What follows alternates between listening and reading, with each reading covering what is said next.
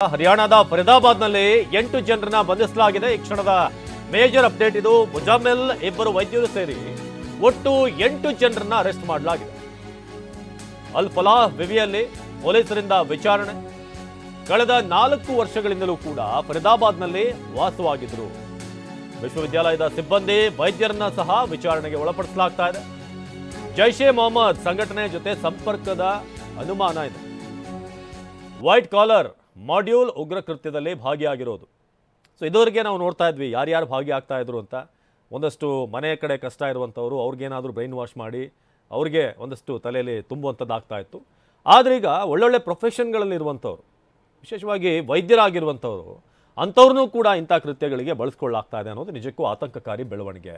White collar module ಉಗ್ರ ಕೃತ್ಯದಲ್ಲಿ ಭಾಗಿಯಾಗಿರೋದು. ಜೈಷೆ ಮೊಹಮ್ಮದ್ ಸಂಘಟನೆ ಜೊತೆಗೆ ಸಂಪರ್ಕ ಇರುವಂಥ ಒಂದು ಶಂಕೆ ಇದೆ. ಸುಮಾರು 8 ಜನರನ್ನು ಈಗ ವಶಕ್ಕೆ ಪಡೆಯಲಾಗಿದೆ. ಮುಜಾಮಿಲ್ ಇಬ್ಬರು ವೈದ್ಯರು ಸೇರಿದ ಹಾಗೆ ಇನ್ನೊಂದು ಬಹಳ ಆತಂಕದ ವಿಚಾರ ಅಂತಂದರೆ ಇಲ್ಲಿ ಮಹಿಳೆಯರನ್ನ ಕೂಡ ಉಗ್ರ ಸಂಘಟನೆಗಳಿಗೆ ಸೆಳೆಯಲಾಗ್ತಾ ಇದೆ. ಸೊ ಇಂಥ ವಿಚಾರ ಕೂಡ ಈಗ ಗೊತ್ತಾಗ್ತಾ ಇದೆ. ಅಲ್ ಫಲಾಹ್ ವಿವಿಯಲ್ಲಿ ವಿಚಾರಣೆಯಿಂದ ಒಂದಷ್ಟು ವಿಚಾರಗಳು ಹೊರಬರ್ತಾ ಇರೋದು. ಕಳೆದ 4 ವರ್ಷಗಳಿಂದಲೂ ಕೂಡ ಇವರೆಲ್ಲ ಫರೀದಾಬಾದ್ನಲ್ಲೇ ವಾಸಿಸ್ತಾ ಇದ್ರು ಅಂತ. ಇನ್ನು ವೃತ್ತಿಯಲ್ಲಿ ವೈದ್ಯೆ, ಪ್ರವೃತ್ತಿಯಲ್ಲಿ ಭಯೋತ್ಪಾದಕಿ. ಡಾಕ್ಟರ್ ಶಹೀನ್ಗೆ ಜೈಷ್ ಉಗ್ರ ಸಂಘಟನೆ ಲಿಂಕ್ ಇದೆ ಅಂತ ಗೊತ್ತಾಗಿದೆ. ಜಮಾತುಲ್ ಮೊಮಿನತ್ ಮಹಿಳಾ ಸಂಘಟನೆ ಪಾಕಿಸ್ತಾನದಲ್ಲಿ ಆಕ್ಟಿವ್ ಆಗಿರುವಂತ ಮಹಿಳಾ ವಿಂಗ್ ಇದು. ಮಸೂದ್ ಅಜರ್ ಸಹೋದರಿ ಮಹಿಳಾ ವಿಂಗ್ನ ಮುಖ್ಯಸ್ಥೆ. ಸಾದಿಯಾ ಅಜರ್ ಮಸೂದ್ ಅಜರ್ ಸಹೋದರಿ. ಈಕೆ ನೇತೃತ್ವದ ಜೈಷ್ ಮಹಿಳಾ ವಿಂಗ್. ಸಾದಿಯಾ ಪತಿ ಕಂದಹಾರ್ ವಿಮಾನ ಹೈಜಾಕ್ನಲ್ಲಿ ಪಾತ್ರವಹಿಸಿರುವಂಥದ್ದು ಕೂಡ ಗೊತ್ತಾಗಿದೆ. ಜೈಷ್ ಮುಖ್ಯಸ್ಥೆ ಸಾದಿಯಾ ಪತಿ ಯೂಸುಫ್ ಅಜರ್, ಈತ ಕೂಡ ಇದೇ ಒಂದು ನೆಟ್ವರ್ಕ್ ಅವನು. ವಿಮಾನ ಅಪಹರಣದಲ್ಲಿ ಪ್ರಮುಖ ಪಾತ್ರವನ್ನು ವಹಿಸಿದ್ದ ಈ ವ್ಯಕ್ತಿ. ಸೊ ಈತ ಯೂಸುಫ್ ಅಜರ್, ಈತ ಕೂಡ ಅನೇಕ ಭಯೋತ್ಪಾದಕ ಚಟುವಟಿಕೆಗಳಲ್ಲಿ ಭಾಗಿಯಾಗಿದ್ದ ಅಂತ ಗೊತ್ತಾಗ್ತಾ ಇದೆ. ಹಾಗಾಗಿ ಇದೆಲ್ಲ ಕೂಡ ಇಡೀ ಫ್ಯಾಮಿಲಿನೇ ಈ ಭಯೋತ್ಪಾದಕರ ನೆಟ್ವರ್ಕಲ್ಲಿದೆ. ಇದು ಒಂದು ಕಡೆ ಈ ಯೂಸುಫ್ ಅಜರ್, ಹಾಗೆ ಸಾದಿಯಾ ಅಜರ್, ಇನ್ನೊಂದು ಕಡೆ ಮಸೂದ್ ಅಜರ್. ಇವರೆಲ್ಲರಿಗೂ ಕೂಡ ಒಂಥರ ಮಾರ್ಗದರ್ಶನ ಕೊಡುವಂಥ ವ್ಯಕ್ತಿ. ಫರೀದಾಬಾದ್ ಮಾಡ್ಯೂಲ್ನ ವೈದ್ಯನಿಗೆ ಶಾಕ್. ಡಾಕ್ಟರ್ ಪರ್ವೇಜ್ ನಿವಾಸದ ಮೇಲೆ ಪೊಲೀಸರು ರೇಡ್ ಮಾಡಿದ್ದಾರೆ. ಸ್ಫೋಟದ ಬಳಿಕ ಪರಾರಿ ಆಗಿರುವಂತಹ ಡಾಕ್ಟರ್ ಪರ್ವೇಜ್ ಜಮ್ಮು ಕಾಶ್ಮೀರದ ಪೊಲೀಸರಿಂದ ಲಕ್ನೋನಲ್ಲಿ ರೇಡ್ ಆಗಿದೆ. ಲಕ್ನೋನಲ್ಲಿ ಮತ್ತೊಬ್ಬ ವೈದ್ಯನ ಮನೆ ಮೇಲೆ ರೇಡ್ ಆಗಿರೋದೀಗ. ಫರೀದಾಬಾದ್ ಮಾಡ್ಯೂಲ್ನ ವೈದ್ಯನಿಗೆ ಶಾಕ್. ಡಾಕ್ಟರ್ ಪರ್ವೇಜ್ ನಿವಾಸದ ಮೇಲೆ ಪೊಲೀಸರು ರೇಡ್ ಮಾಡಿದ್ದಾರೆ. ಸ್ಫೋಟದ ನಂತರ ಈತ ಅಬ್ಸ್ಕ್ಯಾಂಡ್ ಆಗಿದ್ದ. ಹಾಗಾಗಿ ಈತನನ್ನು ಹುಡುಕಿದಾಗ ಜಮ್ಮು ಕಾಶ್ಮೀರದಲ್ಲಿ ಈಗ ಈತನನ್ನು ವಶಕ್ಕೆ ಪಡೆಯಲಾಗಿದೆ. ಅಂದರೆ ರೇಡ್ ಮಾಡಿದ್ದಾರೆ. ಈಗ ಇನ್ನೂ ಆತ ಸಿಗಬೇಕಾಗಿದೆ.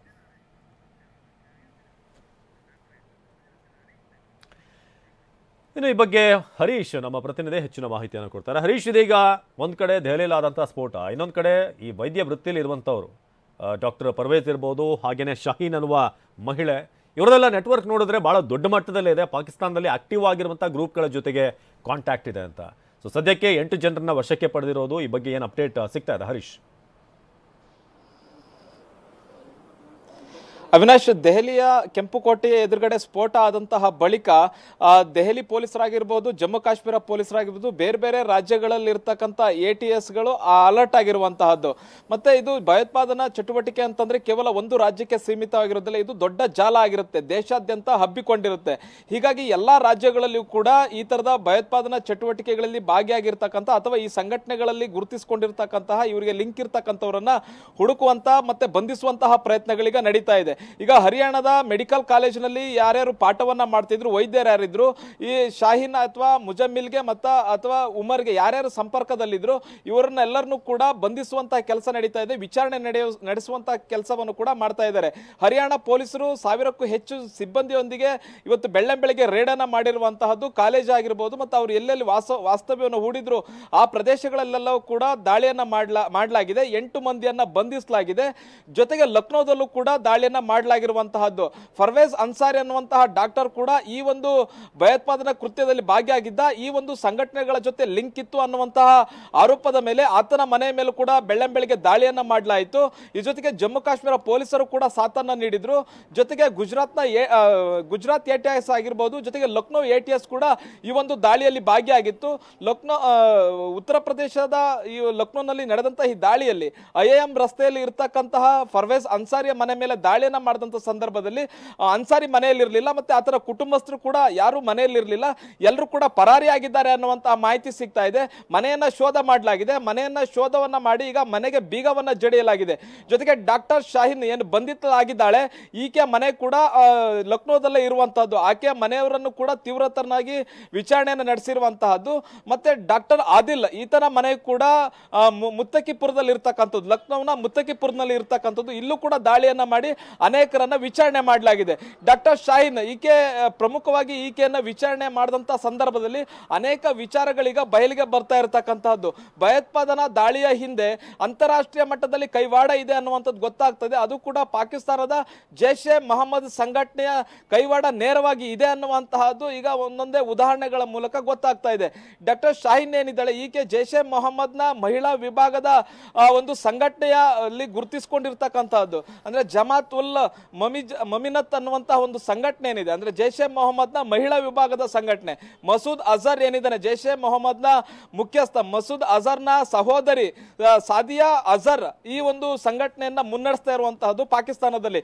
ಅದರ ಮಹಿಳಾ ವಿಂಗ್ ಏನು ಭಾರತದಲ್ಲೂ ಕೂಡ ಆಕ್ಟಿವ್ ಆಗಿದೆ. ಡಾಕ್ಟರ್ ಶಾಹೀನ್ ಈ ಒಂದು ಸಂಘಟನೆಗೆ ಮಹಿಳೆಯರನ್ನ ನೇಮಕಾತಿ ಮಾಡುವಂತಹದ್ದು, ತರಬೇತಿ ಕೊಡುವಂತಹದ್ದು, ಭಾರತದಲ್ಲಿ ಮೂಲಭೂತವಾದವನ್ನ ಹೆಚ್ಚಿಸಿ ಮತ್ತೆ ಉಗ್ರ ಚಟುವಟಿಕೆಗಳಲ್ಲಿ ಪೋಸ್ಟ್ ನೀಡುವಂತಹ ಕೆಲಸವನ್ನ ಈಕೆ ಮಾಡ್ತಿದ್ಲು ಅನ್ನುವಂಥದ್ದು ಈಗ ಒಂದೊಂದೇ ಪೊಲೀಸ್ ವಿಚಾರಣೆಯಲ್ಲಿ ಬಯಲಿಗೆ ಬರ್ತಾ ಇರತಕ್ಕಂಥದ್ದು. ಮತ್ತೆ ಇದು ಭಾರತದಲ್ಲಿ ದೊಡ್ಡ ನೆಟ್ವರ್ಕ್ ಆಗಿತ್ತು. ಮತ್ತೆ ಉನ್ನತ ಶಿಕ್ಷಣವನ್ನ ಪಡೆದಂತವರೇ ಇಂತಹ ಉಗ್ರ ಚಟುವಟಿಕೆಗಳಲ್ಲಿ ಭಾಗಿಯಾಗಿರುವಂತಹದ್ದು ಆತಂಕಕಾರಿ ಆಗಿರುವಂತಹದ್ದು. ಯಾಕಂತಂದ್ರೆ ಅಲ್ಲಿ ಬರ್ತಕ್ಕಂಥವರು ಮೆಡಿಕಲ್ ಕಾಲೇಜಿನಲ್ಲಿ ಬರ್ತಕ್ಕಂಥ ವಿದ್ಯಾರ್ಥಿಗಳಿಗೆ ಈಕೆ ಏನೇನು ತುಂಬಿದ್ರು, ಇವ್ರದ್ದು ಒಬ್ಬರೇ ಅಲ್ಲ, ಡಾಕ್ಟರ್ ಆದಿಲ್ ಇರಬಹುದು, ಡಾಕ್ಟರ್ ಮುಜಮಿಲ್ ಇರಬಹುದು, ಅನ್ಸಾರಿ ಇರಬಹುದು, ಇವರೆಲ್ಲರೂ ಕೂಡ ಈ ಒಂದು ಕಾಲೇಜಿನಲ್ಲಿ ಪಾಠವನ್ನ ಮಾಡ್ತಾ ಇರ್ತಾರೆ, ವೈದ್ಯರಾಗಿರ್ತಾರೆ. ಇಂತಹ ಸಂದರ್ಭದಲ್ಲಿ ಅಲ್ಲಿ ಬರ್ತಕ್ಕಂತಹ ವಿದ್ಯಾರ್ಥಿನಿಯರಿಗೆ ಯಾವ ರೀತಿಯಾದಂತಹ ಇವರೊಂದು ತಲೆಗೆ ತುಂಬಿರಬಹುದು, ಅಲ್ಲಿನ ವಿದ್ಯಾರ್ಥಿಗಳು ಯಾವ ರೀತಿಯಾಗಿ ಮೂಲಭೂತವಾದವನ್ನ ತುಂಬಿರಬಹುದು,